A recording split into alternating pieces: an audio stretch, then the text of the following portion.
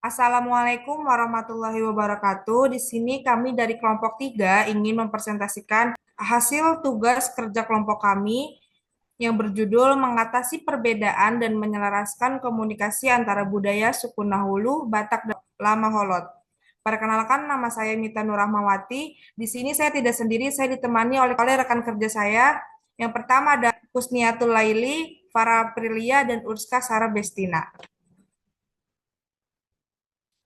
Selanjutnya di sini ada masalah. Dalam kehidupan sehari-hari, orang dari budaya lain sering salah paham terhadap budaya Nahulu, Batak, dan Lama Holot. Hal ini terjadi karena perbedaan bahasa, cara berbicara, dan nilai-nilai dari ketiga suku tersebut yang kadang sulit dimengerti. Kebiasaan atau ungkapan yang dianggap biasa oleh masyarakat Nahulu, Batak, dan Lama Holot mungkin terasa aneh atau tidak sopan bagi orang dari budaya lain. Presentasi ini bertujuan untuk mempelajari cara berkomunikasi dari ketiga suku ini agar lebih banyak orang bisa saling memahami dan menghormati perbedaan budaya. Selanjutnya di sini ada tujuan. Yang pertama ada menggali ciri khas komunikasi budaya suku Nahulu, Batak, dan Lama Holot, memahami keunikan dari setiap budaya seperti cara mereka berbicara, kata-kata khas, logat, dan gaya bicara yang mencerminkan identitas budaya mereka. Yang kedua ada memahami potensi kesalahpahaman lintas budaya, mengetahui bahwa perbedaan cara bicara atau bahasa bisa membuat orang salah mengerti atau merasa tersinggung, sehingga dapat menyebabkan masalah dalam komunikasi. Yang ketiga adalah menjelaskan pentingnya adaptasi dalam komunikasi, menjelaskan perlunya menyesuaikan cara bicara, nada atau logat agar lebih sesuai dengan budaya lain sehingga komunikasi berjalan lebih baik. Yang terakhir ada menekankan nilai-nilai budaya, memahami nilai-nilai penting yang dihormati dalam setiap budaya saat berbicara. Seperti bersikap sopan, menghargai orang tua, dan memakai bahasa yang sesuai dengan keadaan. Selanjutnya, di sini ada pertanyaan wawancara. Dalam bahasa daerah, apakah kata atau ungkapan yang sering digunakan sehari-hari? Bisa tolong berikan contohnya. Yang kedua, menurut Anda, apakah kata atau ungkapan tersebut bisa disalahartikan oleh orang dari budaya lain? Yang ketiga, bagaimana gaya berbicara yang dianggap normal atau umum di budaya Anda? Apakah lebih sering menggunakan nada tinggi, pelan, santai, atau tegas? Yang keempat, pernahkah gaya bicara Anda dianggap kasar atau tidak sopan oleh orang dari budaya lain? Bagaimana tanggapan Anda terhadap hal itu? Yang kelima, bagaimana dalam budaya Anda, apa yang dianggap paling penting saat berbicara dengan orang lain? Misalnya, menghormati orang tua atau menjaga nada suara. Yang keenam, pernahkah Anda mengalami kesalahpahaman saat berbicara dengan orang lain atau dari budaya lain? Bisa ceritakan sedikit. Yang ketujuh, menurut Anda, apa yang bisa dilakukan untuk memperbaiki komunikasi antara orang dari budaya Anda dan dari budaya lain? Next. Selanjutnya ada hasil wawancara.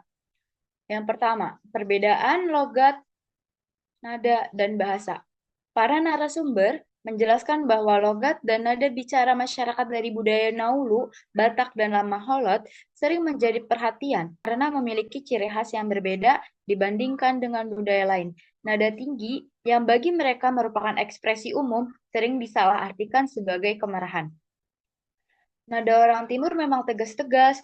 Kalau nada tinggi itu bukan berarti marah. Justru kalau kami bicara dengan nada tinggi, itu menandakan kami sedang senang. Sebaliknya, kalau nada kecil, itu justru menunjukkan kami sedang marah atau tidak nyaman. Narasumber Rio. Orang Batak kalau berbicara sering spontan, dengan suara tegas, namun ini bukan berarti marah. Nada tegas ini adalah bagian dari karakter budaya kami. Narasumber TM Simanjuntak. Nada tinggi kami sering dianggap kasar atau berisik oleh budaya lain. Padahal bagi kami itu wajar. Bahkan nada rendah itu justru tidak sopan dalam beberapa situasi. Narasumber Zai. Lalu yang di sini yang kedua itu bahasa daerah dan kesalahpahaman. Penggunaan bahasa daerah juga menjadi salah satu aspek penting dalam komunikasi. Beberapa kata khas yang sering digunakan masyarakat budaya Naulu, Batak, dan Lemah Holot kadang sulit dipahami atau disalahartikan oleh orang budaya lain. Di sini saya bisa menggunakan kata gue untuk menyebut saya dan moe untuk kamu. Tapi di daerah Jawa, kata gue kadang dianggap mirip dengan gua, sehingga menimbulkan kesalahpahaman.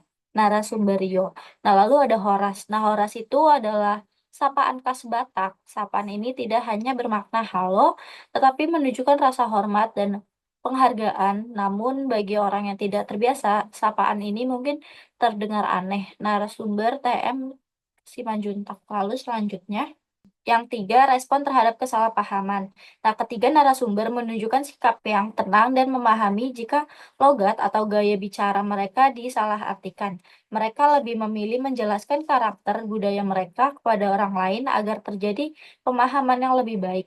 Nah, yang pertama di sini pernah di Jawa, nada tinggi saya dianggap marah, tapi saya tidak mempermasalahkannya. Saya pikir mereka belum tahu, jadi saya jelaskan bahwa itu hanya cara kami berbicara, narasumber Rio. Nah, lalu yang kedua, ketika kami berbicara tegas, orang sering salah sangka dan menganggap kami sedang marah. Padahal kami hanya mengungkapkan pemikiran dengan tegas. Jika ada kesalahpahaman, kami biasanya menjelaskan bahwa ketegasan kami itu bukan berarti marah, tetapi itu sudah karakter kami. Narasumber TM Simanjuntak. Lalu yang ketiga, orang Jawa sering kaget dengan nada bicara saya, apalagi kalau saya sedang berbicara dengan teman. Tapi saya menjelaskan bahwa itu hanya kebiasaan kami, tidak ada maksud marah atau kasar. Narasumber Zaislan. Baik, selanjutnya. Yang keempat, di sini ada pentingnya beradaptasi dalam berkomunikasi. Para narasumber sepakat bahwa untuk menjaga keharmonisan, adaptasi dalam cara berbicara itu sangatlah penting, terutama ketika mereka sedang berada di lingkungan budaya yang berbeda. Yang pertama, ini ada jawaban dari narasumber Rio. Saat tinggal di tanah Jawa, saya menyesuaikan nada bicara saya. Saya mencoba berbicara lebih lembut agar orang tidak salah paham. Lalu yang kedua itu ada narasumber dari TM Simanjuntak. Kami orang Batak mempunyai karakter bicara yang kuat dan tegas. Tapi ketika berada di Jawa ataupun di daerah lain, kami berusaha untuk menyesuaikan cara berbicara. Misalnya, berbicara lebih lembut atau memilih kata-kata yang lebih sesuai dengan budaya setempat. Lalu terakhir, ini ada jawaban dari narasumber Z. Saya belajar menyesuaikan logat saya ketika tinggal di Bekasi. Tetapi saat pulang ke kampung, saya kembali ke gaya bicara asli kami. Bagi saya, menyesuaikan itu penting, tetapi tidak berarti harus melupakan budaya sendiri. Nah, ini terakhir ada nilai-nilai budaya dalam berbicara. Ketiga narasumber menekankan pentingnya nilai-nilai budaya seperti menghormati orang tua, menjaga sopan santun, dan menggunakan kata-kata yang sesuai dengan konteks saat bicara. Yang pertama, ini jawaban dari narasumber Rio. Ketika berbicara, saya selalu ingat bahwa kita harus menyesuaikan kata-kata dengan siapa kita bicara. Kalau bicara dengan orang tua, saya memilih kata yang lebih sopan. Lalu kedua, ada jawaban dari narasumber TM Simanjuntak. Kami orang Batak sangat menghormati orang tua. Ketika berbicara dengan mereka, kami selalu menjaga bahasa yang sopan. Kata-kata yang kami gunakan kepada orang tua tentu berbeda dengan yang kami gunakan kepada teman sebaya. Lalu terakhir ini ada jawaban dari narasumber Zai. Dalam budaya kami, berbicara kepada orang tua harus menggunakan kata-kata yang dihormati. Misalnya, ketika berbicara kepada orang yang lebih tua, saya menggunakan sapaan seperti Bapae atau Mise. Next, Mita. Selanjutnya di sini ada kesimpulan. Hasil wawancara menunjukkan bahwa logat dan nada bicara dan bahasa daerah adalah bagian penting dari identitas budaya Nahulu, Batak, dan Lamaholot. Namun, ciri khas ini sering membuat orang dari budaya lain salah paham. Nada tinggi yang mereka gunakan sering dianggap marah. Padahal itu adalah nada cara mereka menunjukkan ekspresi senang atau tegas. Kata-kata seperti gue, saya, dan moe kamu kadang terdengar asing, sementara sapaan Horas memang hanya ada di budaya Batak dan menunjukkan rasa hormat. Para narasumber menyikapi kesalahpahaman ini dengan tenang. Mereka menjelaskan budaya mereka kepada orang lain dan berusaha menyesuaikan cara bicara ketika berada di tempat dengan budaya yang berbeda. Nilai seperti menghormati orang tua, menjaga sopan santun, dan menyesuaikan kata-kata dengan situasi menjadi bagian penting dalam komunikasi mereka. Dan di sini ada dokumentasi wawancara. Yang pertama ada narasumber pertama yaitu Moh Zainur Tihurua, dan yang narasumber kedua itu ada Ramadan Normandiri, dan ada narasumber ketiga yaitu Bapak TM Simanjuntak.